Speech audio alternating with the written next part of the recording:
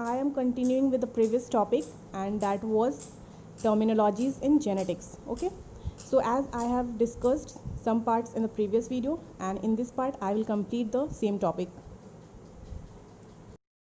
So as I defined that alleles are nothing but it is the alternative forms of gene. Okay, so in the previous video I said that alleles is of different types. So let's see what are the types of the allele. So the first is the homozygous allele. Okay, here the term homozygous, so the homo means similar. Okay, and alleles, that is the gene. So allele always present in a pair, so it means that the similar alleles for a particular character show pure condition. Okay, it means that अगर मेरा जो allele है जो कि एक pair में present है और किसी कैरेक्टर को रिप्रेजेंट कर रहा है, और वो एलील्स जो पेयर में है वो अगर उसका जीन जो है जो वो दोनों अगर सेम है, like capital T and capital T, suppose एक एलील है और वो पेयर में प्रेजेंट है और वो एलील जो है वो रिप्रेजेंट कर रहा है कोई भी टॉल ट्री को या कोई भी हाइट को, तो अगर ये कैरेक्टर को रिप्रेजेंट कर रहा है कैपिटल टी और वहाँ पे अगर एलील जो पेयर में प्रेजेंट है वो अगर दोनों ही कैपिटल टी हैं, this one and this one, then in that condition ये शो कर रहे हैं होमोजाइगस. ओके, तो ऐसे वाले एलील्स को हम लोग होमोजाइगस एलील कहते हैं, जहाँ पे दोनों एलील जो है वो सेम होंगे. सिमिलरली अगर हम कोई हाइट ले रहे हैं और उस हाइट को अगर हम ड्वार्फ बोल रहे हैं, ठीक है, मतलब कि उसका हाइट जो है वो शॉर्ट है प्लांट का, तो उसमें जो एलील रिप्रेजेंट हो रहा है अगर वो स्मॉल टी से रिप्रेजेंट हो रहा है और दोनों एलील जो है वो स्मॉल टी ही है, तो उस कंडीशन में भी वो होमोजाइगस कहलाएगा. It means that the allele that will be present in a similar form like this. So this is all about homozygous allele. Now let's come to the second type of allele. So this is the heterozygous allele. So here the term hetero, it means different. Okay, or we can also say that dissimilar, जो देखने में एक जैसे ना हो लेकिन वो alleles जो है वो सेम कैरेक्टर को रिप्रेजेंट करे. So the dissimilar alleles of a character, अगर किसी एक कैरेक्टर के लिए दो एलील प्रेजेंट है बट वो दो एलील जो है वो दोनों अलग हैं, देखने में सेम नहीं है, तो उस कंडीशन में वो हेट्रोजाइगस एलील्स कहलाएगा. ओके, लेकिन वो एलील जो है वो एक ही कैरेक्टर को रिप्रेजेंट करेंगे. So this type of condition is also called as impure condition. Impure इसलिए क्योंकि दोनों एलील्स डिफरेंट हैं. क्लियर? सपोज एग्जाम्पल में हम लोग ले लेते हैं, एक हाइट ले रहे, प्लांट का हाइट है कैरेक्टर और उस हाइट को रिप्रेजेंट कर रहा है जो जीन है या एलील है वो एक कैपिटल टी है और एक स्मॉल टी है.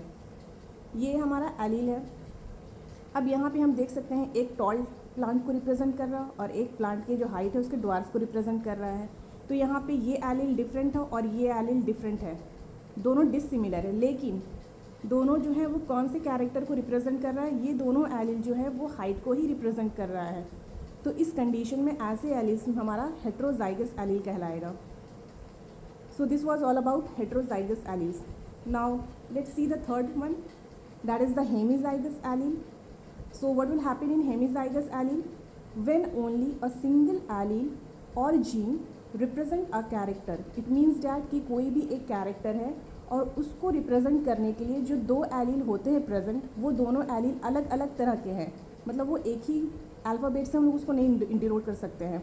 लाइक अगर हम बात करते हैं मेल सेक्स क्रोमोसोम का, तो कोई भी जो मेल ऑफ स्प्रिंग होते हैं उस ऑफ स्प्रिंग के पास हमारा प्रेजेंट होता है XY एलील्स क्रोमोसोम पे.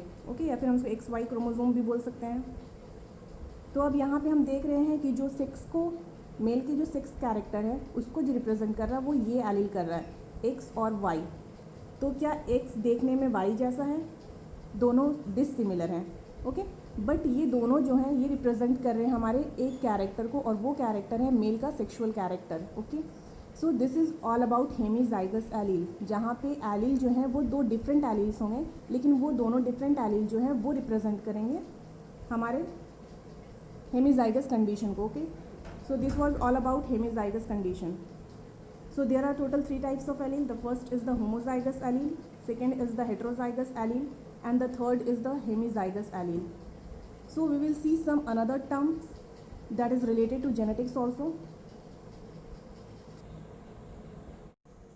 So as I explained about the types of alleles, okay, So homozygous allele and heterozygous allele.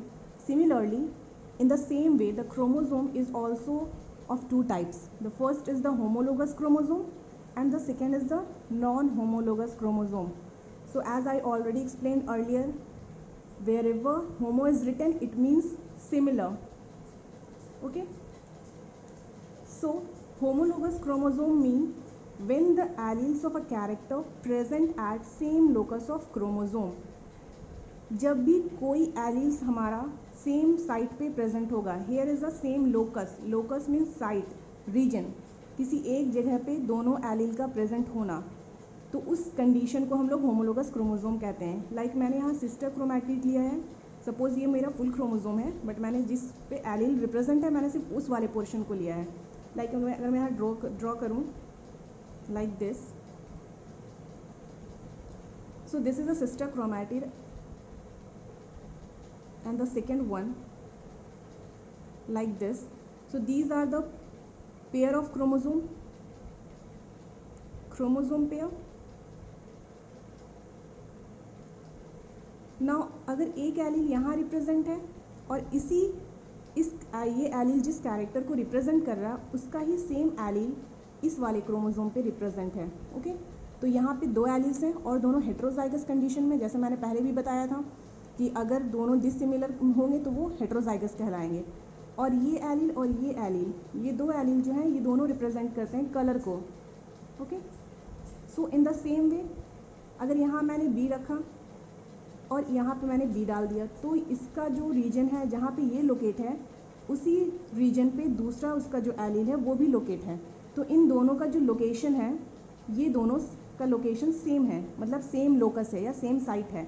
तो इस कंडीशन को हम लोग होमोलोगस एलील भी कह रहे हैं और इस क्रोमोसोम को होमोलोगस क्रोमोसोम कह रहे हैं.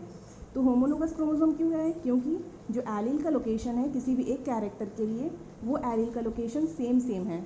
अगर ये इस वाले क्रोमोसोम की इस पोर्शन पे, नीचे वाले पोर्शन पे, तो यहाँ पे भी नीचे वाले पोर्शन पे लोकेट है. और सपोज ये एलील जो है वो मेरा रिप्रेजेंट कर रहा है कोई दूसरे कैरेक्टर को, सपोज हाइट ले लेते हैं. So this type of chromosome is called as homologous chromosome. It means the allele will be located on the same site of two different chromosome, okay, and for a particular character. Now let's see non-homologous chromosome. Non-homologous means dissimilar, not similar in appearance, अलग अलग लगेंगे देखने में. So when alleles of a character present at different locus of chromosome. Suppose अगर मेरा दो chromosome है, ये एक हो गया क्रोमोसोम और सिमिलरली ये दूसरा क्रोमोसोम हो गया, ये पेयर में है क्रोमोसोम, पेयर्ड है क्रोमोसोम. अब इस क्रोमोसोम में अगर मेरा कोई भी कैरेक्टर है, उस कैरेक्टर का एक एलील यहाँ रिप्रेजेंट कर रहा है इस वाले पोर्शन में, क्रोमोसोम के टॉप पोर्शन में, और इसी कैरेक्टर का दूसरा एलील जो है वो यहाँ पे हम डाल देते हैं तो ये वाले पोर्शन में. तो अब क्या ये दोनों का लोकस सेम है? नहीं है, क्योंकि ये वाला जो है ये एलील ऊपर लोकेट है और उसी कैरेक्टर का दूसरा एलील जो है वो नीचे वाले पोर्शन में लोकेट है. ठीक है, तो इस कंडीशन में जो एलील्स का लोकेशन है वो अलग अलग है दोनों क्रोमोसोम पे. तो उस तरीके के क्रोमोसोम को या उस टाइप के क्रोमोसोम को हम नॉन होमोलोगस क्रोमोसोम कहते हैं. Non homologous means the location will be different for the alleles. So this is all about non-homologous chromosome. Similarly मैंने क्रोमोसोम का दो पोर्शन लिया है, जिस वाले पोर्शन पे एलील लोकेट है, सपोज यहाँ पे एक एक्स जीन लोकेट है, एक्स एलील, और यहाँ पे वाई एलील लोकेट है. एक्स वाई हमेशा मेल के कैरेक्टर को रिप्रेजेंट करता है, मेल ऑफस्प्रिंग के लिए होता है, पर इन दोनों एलील का या जीन का लोकेशन अलग अलग है. एक थोड़ा टॉप पे है और एक थोड़ा शिफ्ट होकर के नीचे है क्रोमोसोम के. ठीक है, तो इस कंडीशन में ये नॉन होमोलोगस पेयर कहलाएगा या नॉन होमोलोगस क्रोमोसोम कहेंगे. सिमिलरली सेम कंडीशन यहाँ पे है, एक एलील जो है कैरेक्टर का वो यहाँ रिप्रेजेंट कर रहा है और एक सेंटर पे आ गया है शिफ्ट होकर, तो इस कंडीशन में ये नॉन होमोलोगस क्रोमोसोम कहलाएगा. तो ये ऐसा कंडीशन हम लोगों को म्यूटेशन केस में भी देखने के लिए मिलता है, जब कोई भी जीन म्यूटेट हो जाता है या किसी डिसऑर्डर के कंडीशन में. सो ये था हमारा homologous chromosome and non homologous chromosome. अब जो टर्म आता है जिसको बार बार हम लोग यूज़ करेंगे, मेंडल लॉ जब हम लोग पढ़ेंगे उस कंडीशन में, वहाँ पे कौन सा टर्म आएगा? वहाँ पे एक टर्म आएगा डोमिनेंट. हम लोग अपने डेली लाइफ में भी यूज़ करते हैं ये टर्म डोमिनेंट, मतलब कि अगर किसी का नेचर डोमिनेटिंग हुआ, जो किसी दूसरे के कैरेक्टर को छिपा दे या अपना जो नेचर है उसको ज़्यादा दिखाए, तो उस कंडीशन को हम लोग डोमिनेटिंग कंडीशन कहते हैं, डोमिनेटिंग कैरेक्टर कहते हैं। तो ऐसे में होता क्या है कि जब दो एलील प्रेजेंट होंगे, सपोज़ यहाँ दो एलील प्रेजेंट है, तो ये दो एलील, ये भी सेम एलील है और ये भी सेम है, दोनों देखने में तो सेम है। तो सिमिलरली अगर ये सेम है तो ये दोनों आपस में कभी भी डोमिनेट नहीं करेंगे। अगर इसके पास जो कैरेक्टर है सेम कैरेक्टर ये भी शो करेगा, तो ये आपस में इक्वल कैरेक्टर शो करेंगे, तो यहाँ पे डोमिनेटिंग नेचर कभी भी नहीं होगा।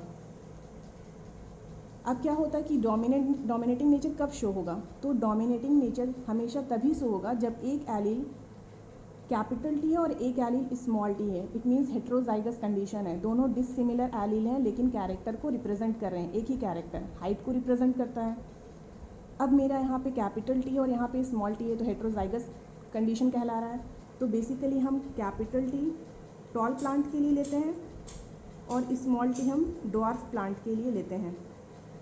मतलब किसी भी प्लांट का अगर हाइट टॉल है तो उसके लिए ये वाला एलील रिप्रेजेंट करेगा, और किसी भी प्लांट का अगर हाइट ड्वार्फ है, हाइट में कम है, तो वो स्मॉल टी रिप्रेजेंट करेगा।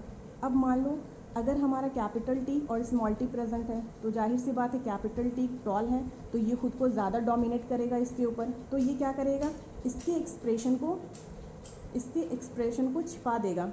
ओके, मतलब इसके एक्सप्रेशन को डिक्रीज़ कर देगा, इसको एक्सप्रेस होने नहीं देगा और इसकी जगह पे ये खुद को ज़्यादा एक्सप्रेस करेगा। तो ऐसे कंडीशन में अगर किसी प्लांट के पास ये वाले एलील होंगे कैपिटल टी स्मॉल टी, तो वो प्लांट हमेशा टॉल दिखेगा, लेकिन जीन कैसा होगा, हेट्रोजाइगस जीन होगा, क्योंकि दोनों अलग अलग एलील हैं। कैरेक्टर तो सेम रिप्रेजेंट हो रहा है हाइट, लेकिन दोनों का एलील अलग है। So let's see the definition of the dominant alleles which suppress other alleles and express itself. अगर कोई एक एलील अपने दूसरे पार्टनर जो है या दूसरा एलील है उसके कैरेक्टर को अगर सप्रेस कर देता है, उसके बिहेवियर को छिपा देता है और खुद के बिहेवियर को ज़्यादा एक्सप्रेस करता है, तो उस कंडीशन में वो डोमिनेंट कहलाता है। Now let's see the second term and this is the recessive. Okay, अभी हम लोगों ने डोमिनेंट में पढ़ा कि जो एलील अपने कैरेक्टर को ज़्यादा उभारता है, अपने कैरेक्टर को ज़्यादा दिखाता है और दूसरे के कैरेक्टर को छिपा देता है या दूसरे का जो भी क्वालिटीज़ है उसको छिपा देता है, तो वो एलील डोमिनेंट एलील कहलाता है। अब यहाँ पे रिसेसिव में कौन से एलील आएंगे? जिस एलील का कैरेक्टर छिप रहा था डोमिनेंट वाले कंडीशन में, जो एक्सप्रेस नहीं हो सक रहे थे, वो वाले एलील रिसेसिव एलील कहलाएंगे। ओके, अब वो एलील अपना कैरेक्टर कब शो करेगा? तो जो एलील का बिहेवियर या नेचर छिप जा रहा था डोमिनेंट एलील की वजह से, वो एलील अपने आप को एक्सप्रेस करेगा या अपने कैरेक्टर को एक्सप्रेस करेगा जब वो दोनों सिमिलर फॉर्म में प्रेजेंट होंगे। मतलब कि स्मॉल टी भी प्रेजेंट होगा और यहाँ पे भी स्मॉल टी प्रेजेंट होगा, तो इस कंडीशन में इस टी को सप्रेस करने वाला कोई भी डोमिनेंट एलील नहीं है, क्योंकि ये अपना कैरेक्टर स्मॉल शो करेगा, ड्वार्फ कंडीशन शो करेगा, तो ये वाला भी ड्वार्फ शो करेगा, तो यहाँ पे दोनों सप्रेस तो करेंगे नहीं एक दूसरे को, दोनों एक इक्वालिटी शो करेंगे। ओके, तो इस कंडीशन में ये रिसेसिव एलील्स कहलाते हैं। So the alleles that express only in homozygous condition, और ये एलील हमेशा होमोजाइगस कंडीशन में ही एक्सप्रेस होंगे। क्यों हमेशा होमोजाइगस कंडीशन में एक्सप्रेस होंगे? क्योंकि अगर हम हेट्रोजाइगस कंडीशन लिख देते हैं, कैपिटल टी डाल दे रहे हैं और साथ में स्मॉल टी, तो इस कंडीशन में ये फिर अपने आप को एक्सप्रेस करने लगेगा और इसको सप्रेस कर देगा, तो ये हेट्रोजाइगस कंडीशन में कभी शो करेगा नहीं। होमोजाइगस कंडीशन जब रहेगा तभी ये रिसेसिव एलील खुद को एक्सप्रेस कर सकते हैं, जब दोनों एलील सेम होंगे, तो ये कंडीशन हमारा रिसेसिव कंडीशन कहलाता है, और उस तरीके के एलील्स को हम लोग रिसेसिव एलील्स कहते हैं। तो ये तो था स्टोरी हमारा डोमिनेंट और रिसेसिव एलील का। अब हम बात करते हैं कैरेक्टर का। ओके, जब हम लोग क्रॉसिंग पढ़ेंगे मेंडल क्रॉसिंग में, उसमें हम लोग कुछ कैरेक्टर देखेंगे। एक होगा कि कुछ भी अगर हम लोग क्रॉस कर रहे हैं तो उस वाले क्रॉस में बाहर से देखने में उसका कैरेक्टर कैसा लग रहा है, तो वो जो बाहर से दिखेगा उस चीज़ को हम लोग एक टर्म देंगे फिनोटाइप, या हम उस कैरेक्टर को बोलेंगे फेनोटिपिक कैरेक्टर। ओके, लेकिन अब उस कैरेक्टर के लिए जो gene inside the body present है, तो वो जीन जो उस कैरेक्टर को रिप्रेजेंट करेगा, उस जीन को हम लोग नेम करेंगे जीनोटाइप या जीनोटिपिक कैरेक्टर भी बोल सकते हैं। ठीक है, तो यहाँ पे पहला टर्म है phenotype. So the external or morphological means outer appearance. So the external or morphological appearance of an organism for a particular character, किसी भी एक पर्टिकुलर कैरेक्टर को जो हम लोग बाहर से रिप्रेजेंट हो रहा है, उस बाहर वाले रिप्रेजेंटेशन को हम लोग फिनोटाइप कहते हैं, और वैसे कैरेक्टर को फिनोटिपिक कैरेक्टर कहेंगे। सपोज़ कि अगर हम बात करते हैं, एक प्लांट है, ठीक है, वो प्लांट हम लोगों को देखने में टॉल लग रहा है, ठीक है, देखने में टॉल लग रहा है, मतलब कि एक्सटर्नल अपीयरेंस या मॉर्फोलॉजिकल अपीयरेंस ये शो कर रहा है। एक्सटर्नल अपीयरेंस हम लोगों को टॉल दिख रहा है ये प्लांट। अब अगर हम बात करते हैं जीनोटाइप का, तो जीनोटाइप में क्या होगा, the genetic makeup of an organism for a particular character, मतलब कि जो हम लोग प्लांट का हाइट जो हम लोग बात कर रहे हैं, जो हाइट कैरेक्टर ले रहे हैं, तो देखने में तो ये टॉल लग रहा है बाहर से, लेकिन इस टॉल के कैरेक्टर को जो जीन रिप्रेजेंट कर रहा है, जो जो जीन बॉडी में प्रेजेंट है, जिसके थ्रू ये हम लोगों को दिख रहा है, सपोज टॉल को रिप्रेजेंट कर रहा है कैपिटल टी, तो ये हमारा हो गया जीनोटाइप, ओके, जो हमारे बॉडी के अंदर है, मतलब इस जीन के वजह से हम लोगों को टॉल देखने को मिल रहा है प्लांट। अगर हेट्रोजाइगस टॉल है तो कैपिटल टी स्मॉल टी लिख देंगे, इसके वजह से भी हम लोगों को टॉल दिखेगा प्लांट। अगर कोई ड्वार्फ प्लांट है जिसकी हाइट कम है, तो अगर ये हम लोगों को देखने में ड्वार्फ लग रहा है प्लांट, तो इसके लिए हो जाएगा हमारा recessive allele, that is small T and small T, तो ये हमारा हो गया जीनोटाइप।